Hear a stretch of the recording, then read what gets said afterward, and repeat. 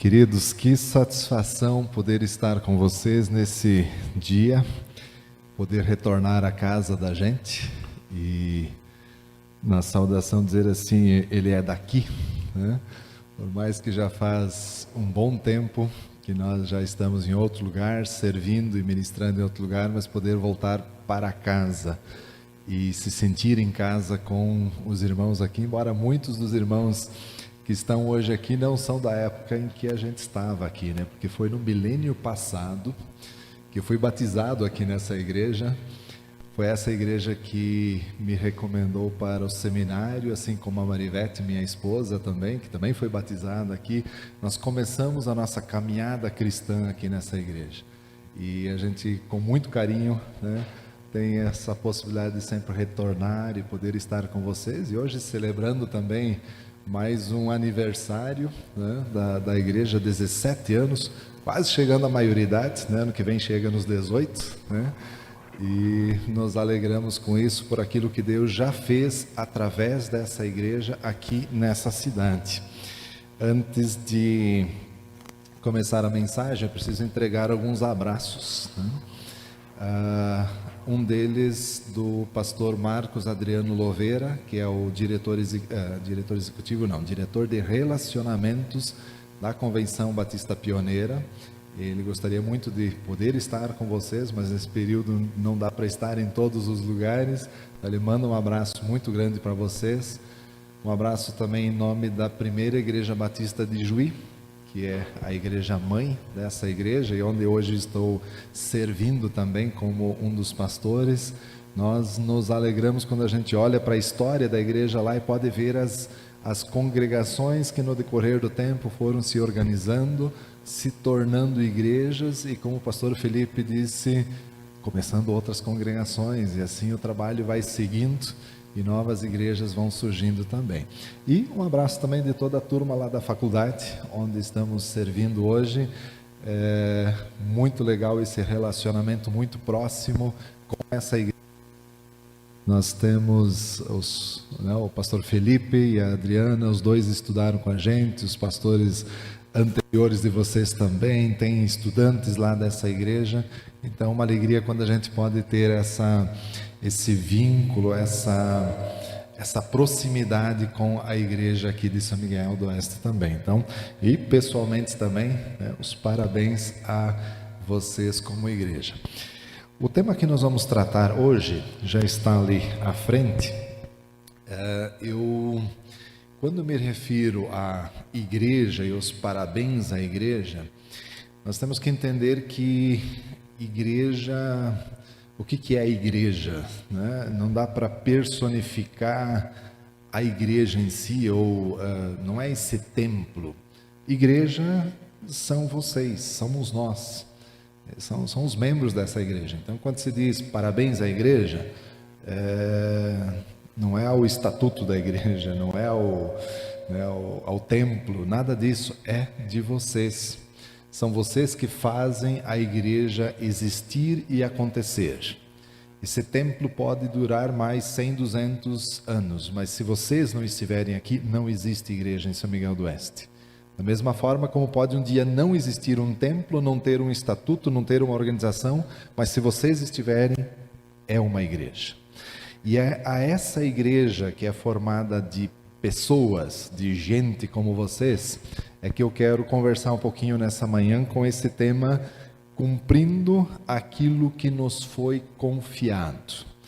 E aí eu estou falando com você, não estou falando para uma entidade, uma instituição, estou falando para a gente.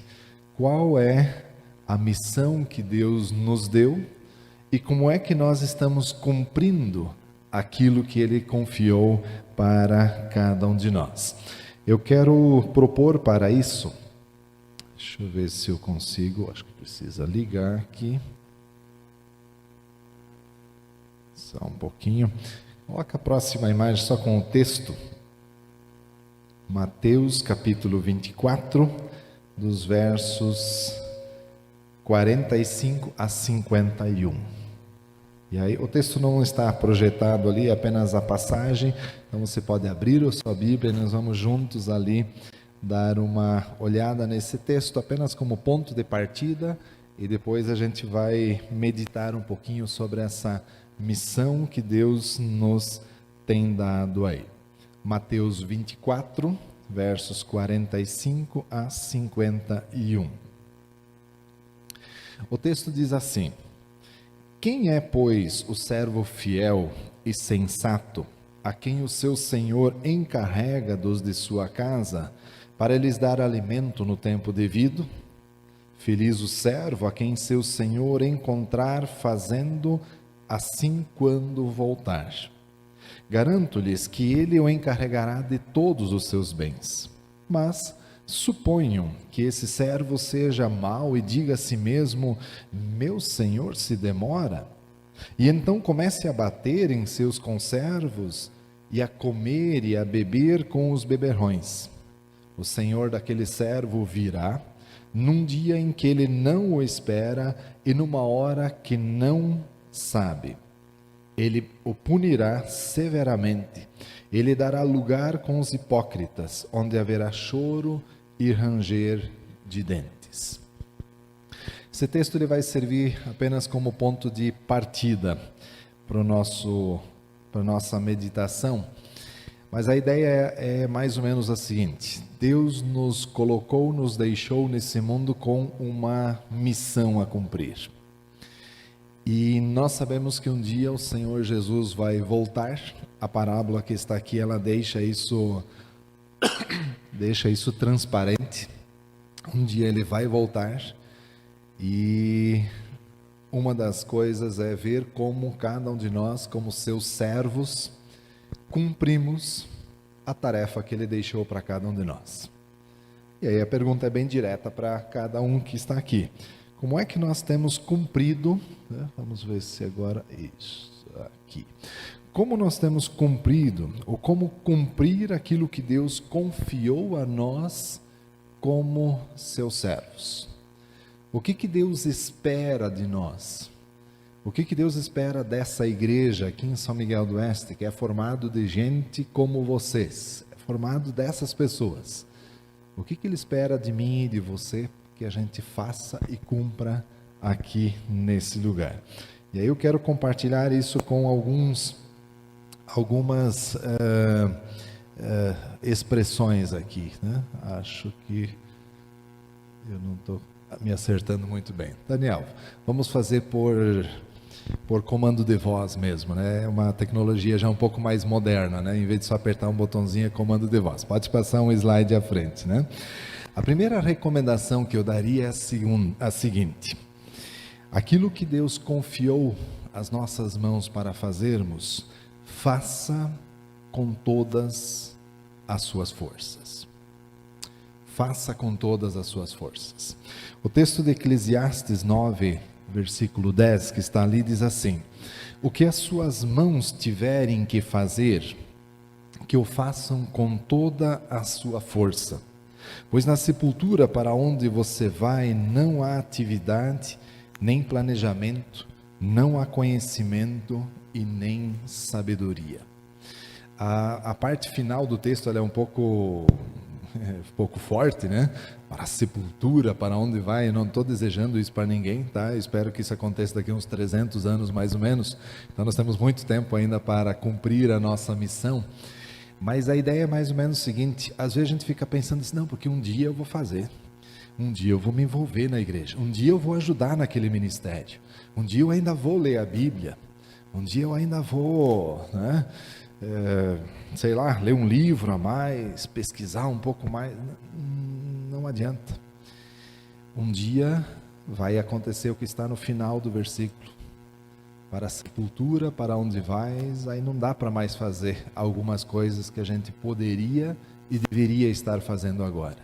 Então a recomendação é: o que tiver a sua mão para fazer, a oportunidade que você tem para servir, para ajudar, faça com todas as suas forças, com tudo que você puder. Não disperse forças, não fica tirando um pouco para cada lado. Se Deus mostrou algo para você se envolver, faça com todo o empenho, com toda a dedicação, aquilo que é possível para você chegar.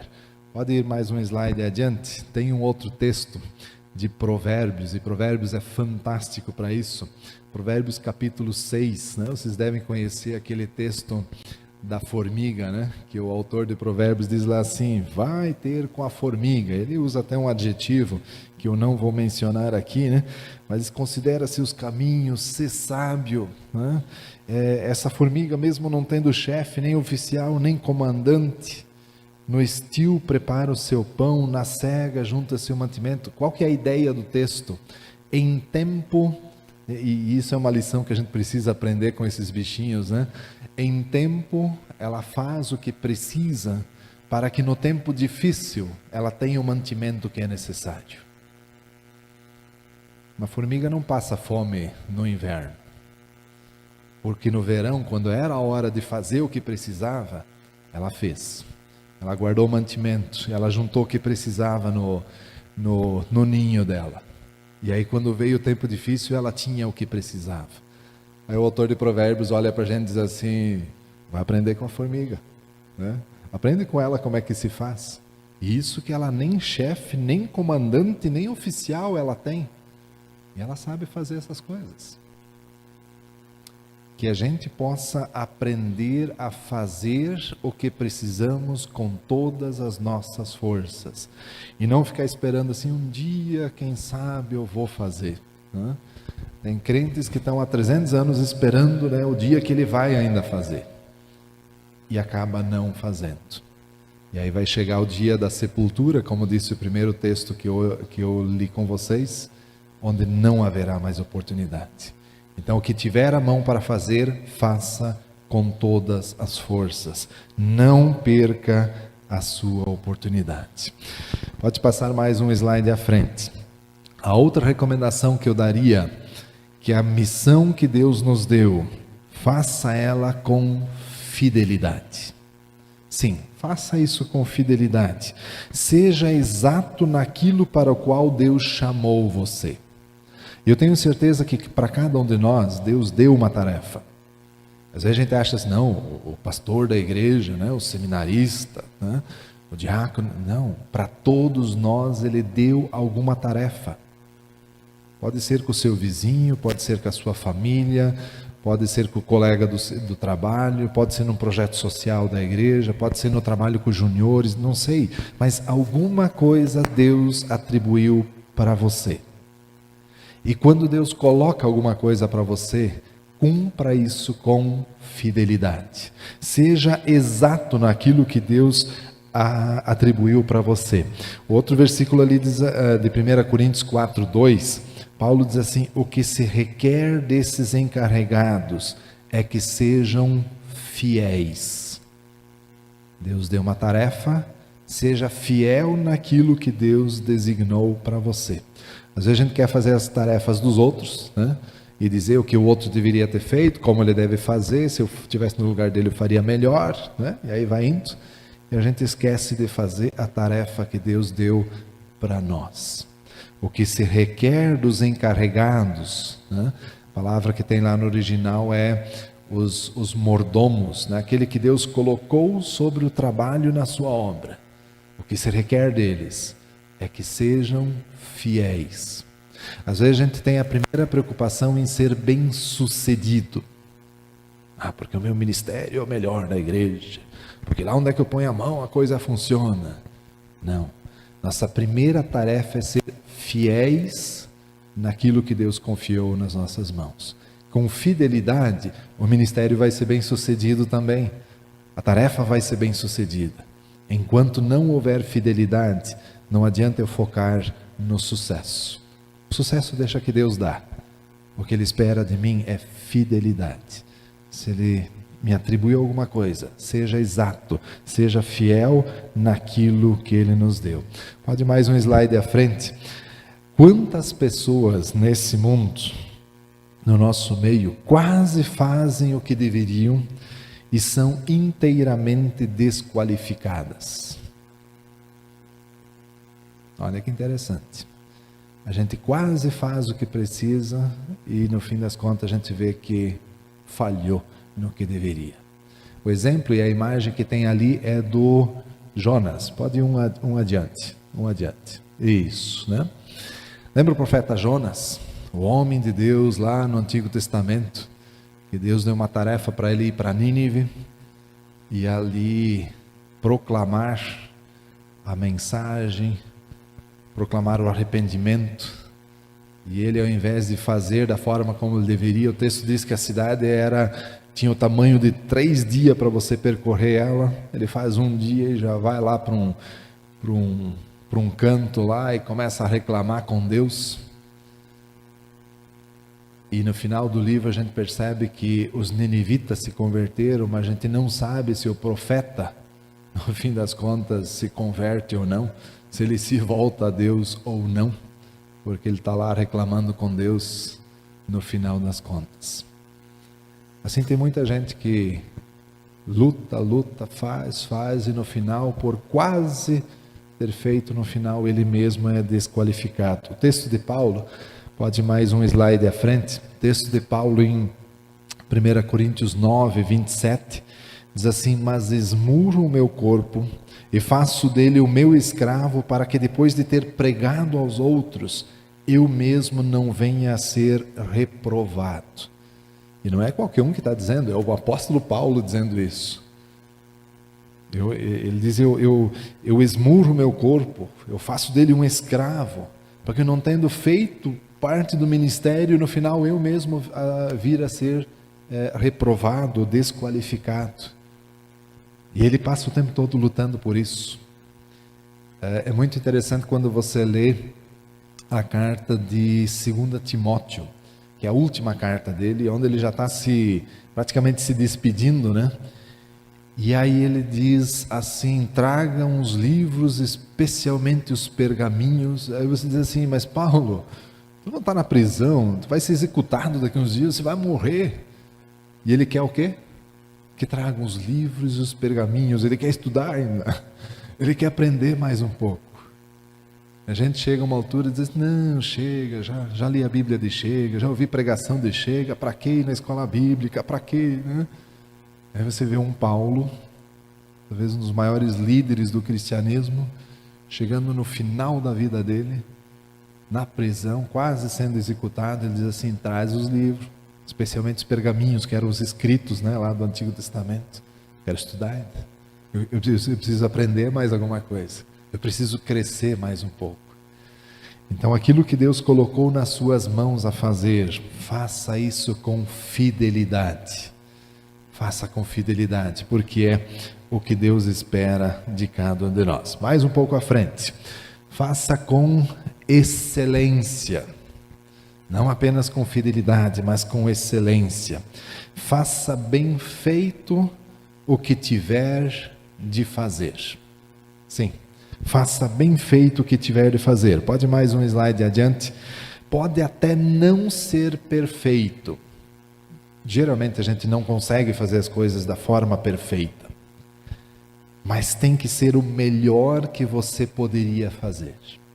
Sabe aquele sentimento que depois você realizou e você diz assim: poxa, eu podia ter dado um gás a mais, eu podia ter me envolvido um pouco melhor, eu podia ter preparado aquilo um pouco mais. Não. Quando você vai fazer, faça da melhor forma possível. Pode até ser que não saia da forma perfeita no final, porque nós não somos perfeitos, mas pelo menos tem que ter sido o melhor que eu podia ter dado.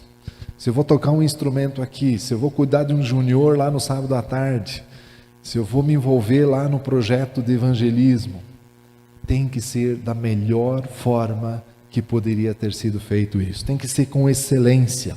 Tudo que vale a pena ser feito merece ser bem feito. Tem coisas nessa vida que nem vale a pena fazer, mas as coisas que valem a pena fazer, elas merecem ser bem feitas. E aí a pergunta é: com quanta excelência eu tenho realizado a obra, com quanta excelência eu tenho me envolvido no reino de Deus? É muito interessante que às vezes lá no trabalho, quando eu vou construir a minha casa, quando eu vou fazer um curso, um concurso, a gente se esforça, faz da melhor forma possível. E quando é nas coisas de Deus, a gente acha, não, tá, do jeito que vai, tá bom. Não tá. Se nas coisas terrenas, que são passageiras, que vão ficar aqui nesse mundo, a gente dá o melhor da gente, quanto mais a gente deveria fazer naquilo que é eterno, naquilo que vai ficar para a eternidade. Nós precisamos fazer isso com excelência. Querem ver alguns exemplos? Mais um slide lá. Um deles é daquela viúva, lembra aquela viúva pobre? Quando Jesus está lá no finalzinho já da vida dele, ele está no templo e ali uma pessoa, dá até um valor grande, mas tem uma viúva que chama a atenção. Ela dá apenas 2 moedinhas, mas ela deu do melhor que ela podia, do melhor que ela tinha. E tanto que fica registrado, não era muito, mas era o que ela podia fazer e o que ela podia ofertar. Um outro exemplo à frente ainda, próximo slide, é daquela mulher que unge a Jesus lá em Betânia, pouquinho antes da morte de Jesus. O texto diz que até houve uma crítica muito forte, para ela. Poxa, ela poderia ter vendido isso, e nós poderíamos ter dado dinheiro aos pobres, e toda aquela piedade. Mas quando vem a expressão de Jesus, e aí dá mais um toque à frente, tem uma frase, deixa eu ver se vai aparecer aqui, Daniel, mais um toque, só para aparecer, isso. Quando Jesus vai falar sobre aquela mulher, vai aparecer essa expressão, ela fez o que pôde. Aquela mulher não podia impedir o julgamento de Jesus. Ela não pôde impedir que Jesus fosse preso logo ali nos dias seguintes. Ela não pôde impedir que Jesus fosse crucificado. Tinha coisas que estavam fora do alcance dela. Mas o que ela podia fazer, ela fez. Ela fez o que pôde. O texto segue ainda dizendo que onde quer que o evangelho for anunciado, o que ela fez será contado em sua memória. Nós estamos 2000 anos depois, e aquele simples gesto daquela mulher é lido, é recontado, é estudado, porque ela fez o que pôde. A pergunta que eu tenho é: o que nas próximas gerações será contado a seu respeito? Dessa mulher lá em Betânia, nós temos o relato e as palavras do próprio Jesus dizendo assim: ela fez o que pôde.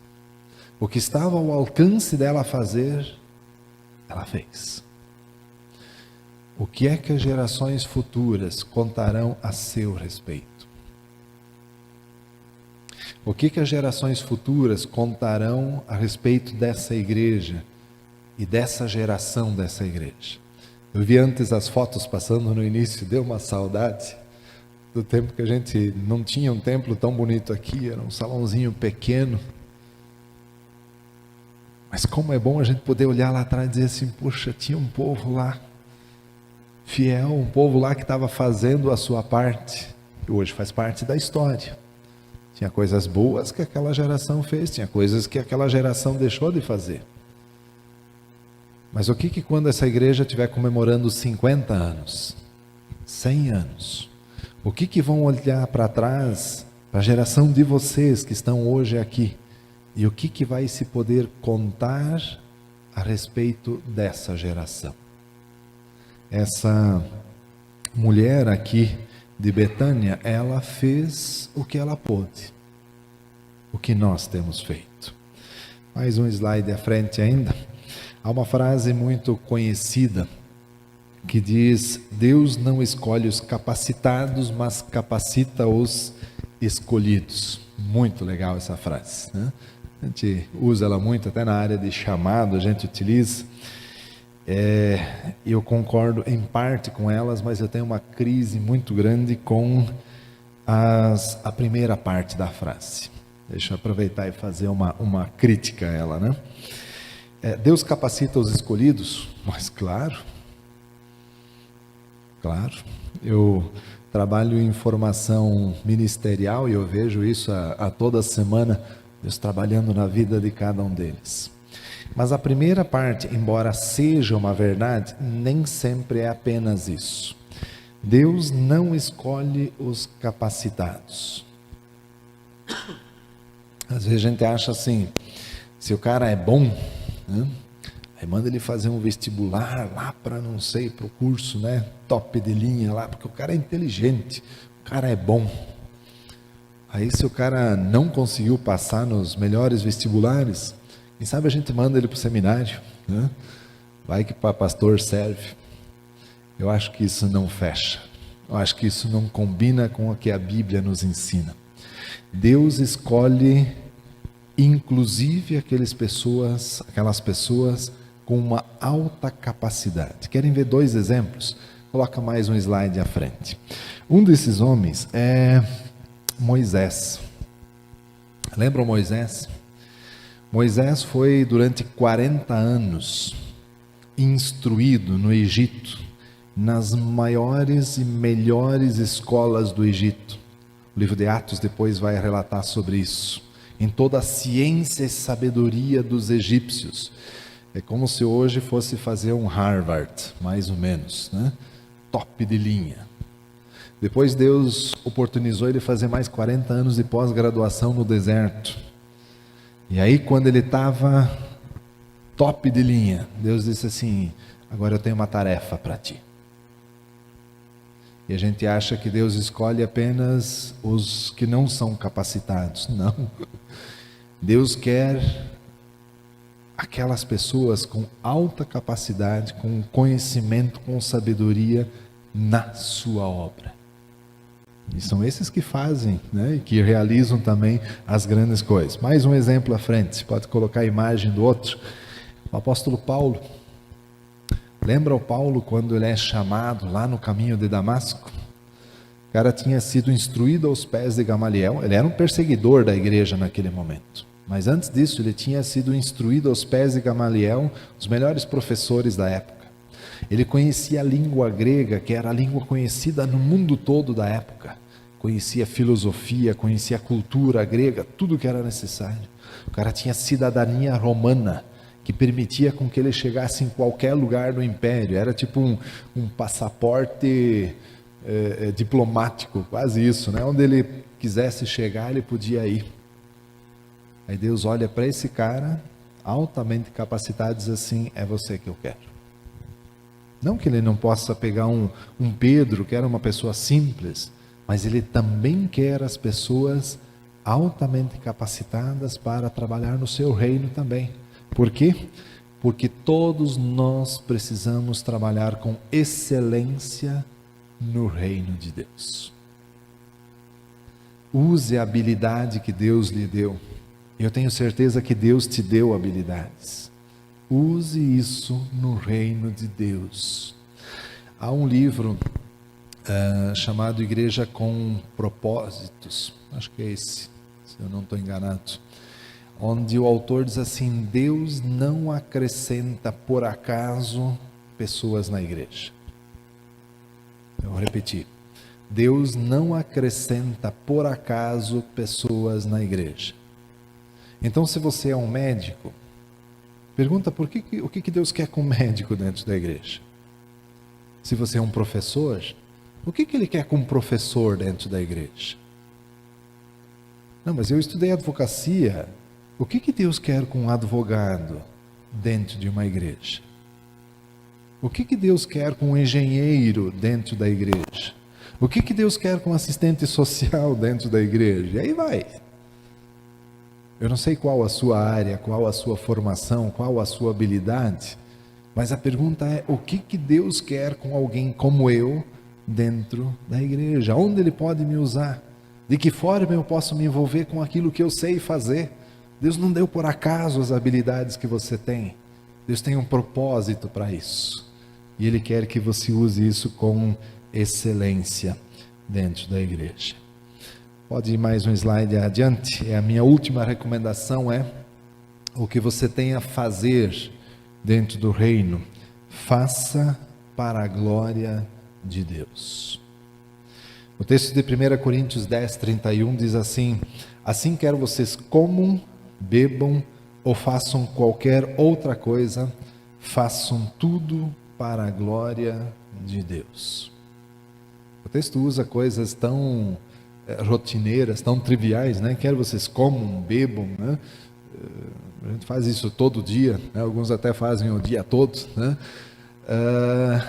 A ideia é, até nessas coisas, glorifiquem a Deus, até no jeito de comer. Em tudo que você fizer, faça para a glória de Deus. Quando você estiver lá no teu trabalho, faça isso. Quando você estiver lá no pequeno grupo, faça para a glória de Deus. Quando você estiver ajudando no ministério, estiver carregando cadeiras na igreja para ajeitar o templo, faça para a glória de Deus. Quando você estiver fazendo um negócio, mas isso é a minha vida lá fora, não tem nada a ver com igreja, não tem nada a ver com reino. Faça tudo para a glória de Deus.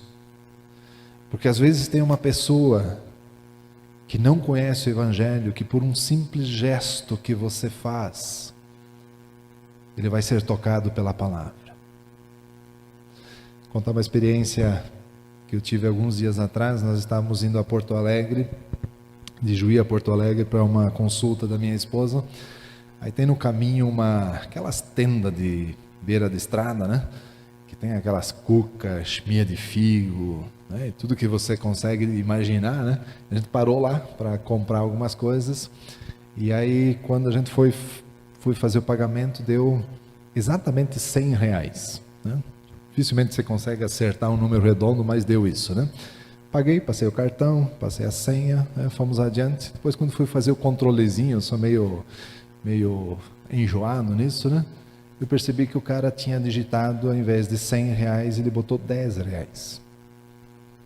Ele se logrou por R$90. E a gente planejou que na volta fosse num horário que tivesse aberto lá, passamos lá, e eu cheguei lá para fazer o pagamento e pagar a diferença. Eu cheguei lá, expliquei: olha, passamos anteontem aqui e o senhor digitou errado.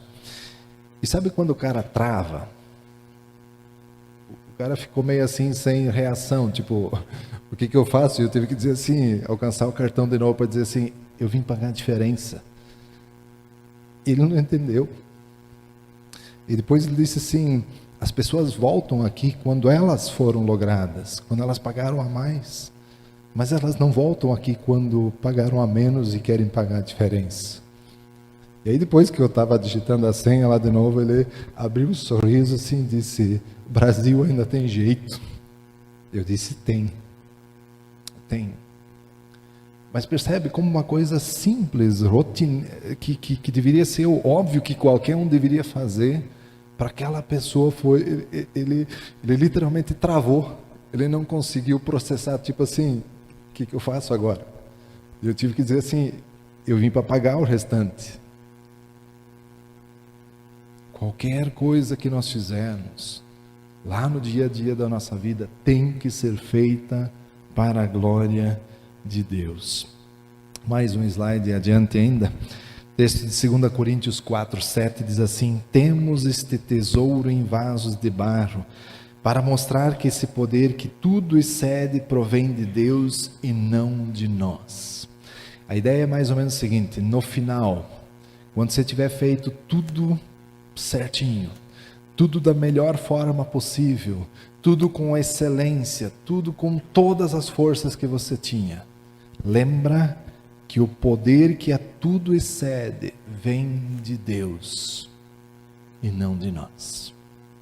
Não é porque eu sou bom, não é porque eu sou o cara perfeito, não.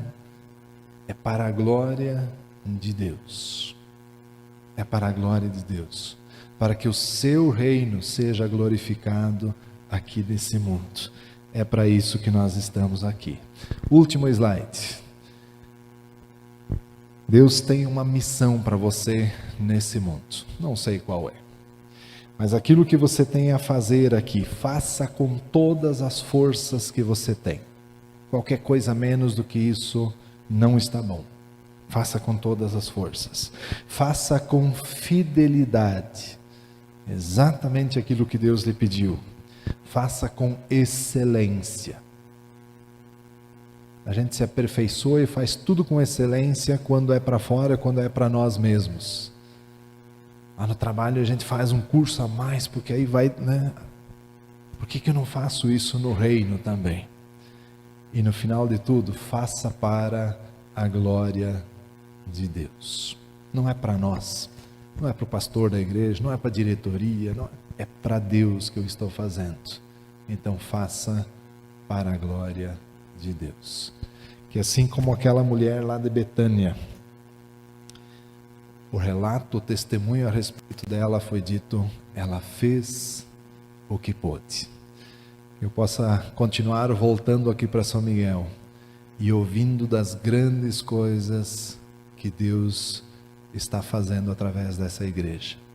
De pessoas que vieram ao Evangelho por causa do testemunho que viram e ouviram da vida de cada um de vocês. Que Deus os abençoe.